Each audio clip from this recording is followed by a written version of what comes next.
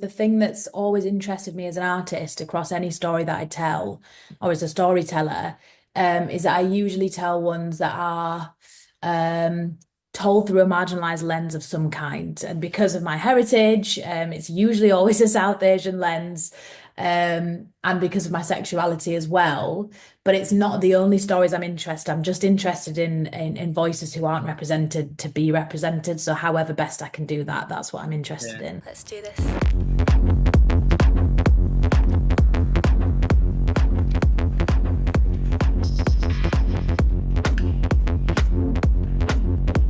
I want you.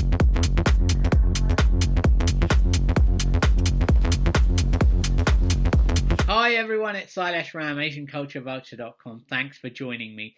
Be talking to the British director Gitika Buttoo about her first short film called Before I Do. This has now been selected for the BFI Flair Film Festival, which showcases the best in queer cinema from the UK and around the world.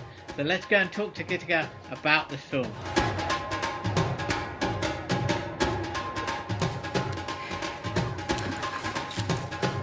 Gitika Buttoo, welcome to AsianCultureVulture.com. How are you doing? I'm really well, thank you. Really well. Good. So this film, Before I Do, is written by Afshan. Did you know her before you came to work on this? I do know her, yeah. I knew her really well. We're mates and we are long-term collaborators. We've known each other for about 10 years, and she wrote the first ever thing that I directed for theatre. Oh, right. Okay.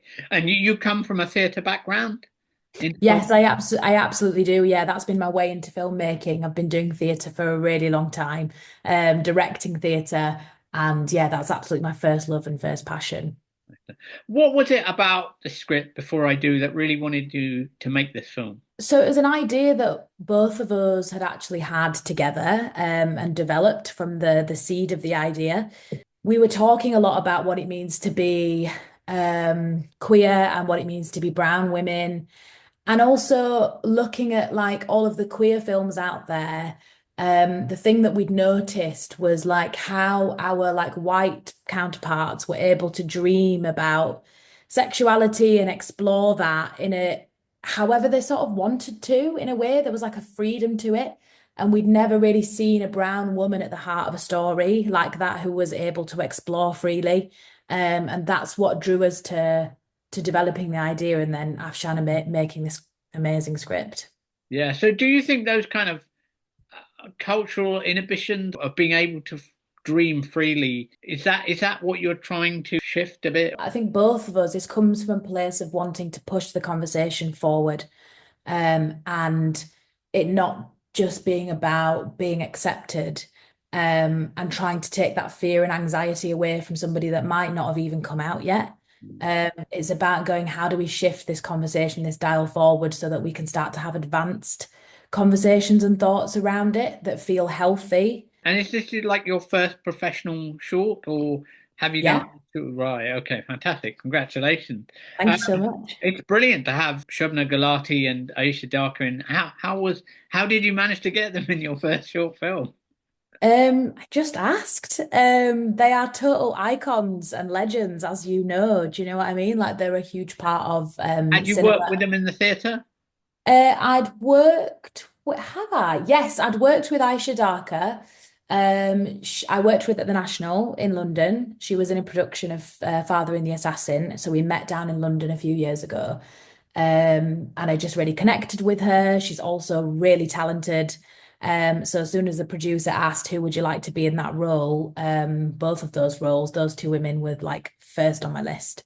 How does it feel to have it now in BFI Flair? Yeah, we're so excited for it to be part of Flair. There's so many amazing other films that are going to be shown as part of that festival, and it's got such a prestige around it. And yeah, we're just hoping to get it out and get it seen by other people. Are you working on film projects now? What's your outlook as a filmmaker? I'm hoping to be making another short this year.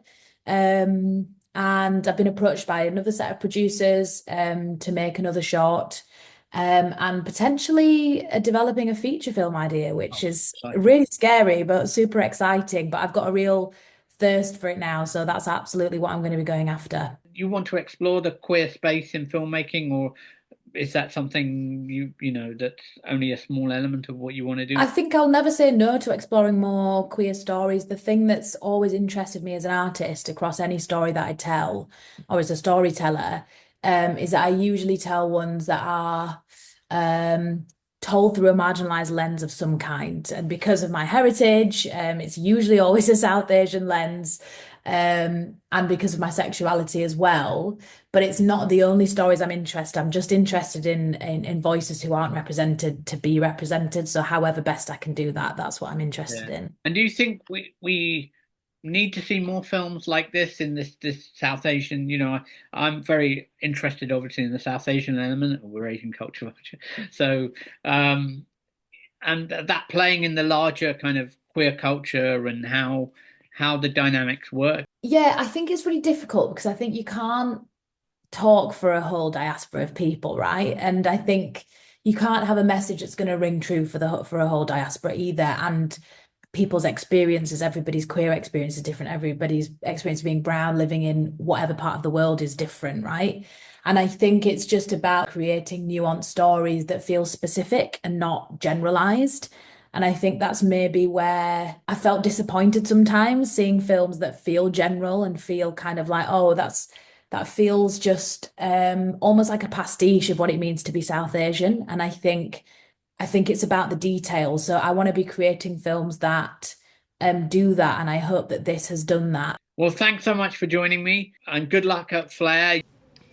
Beta, every bride feels this way before their wedding. You just need to take a deep breath and shake it off.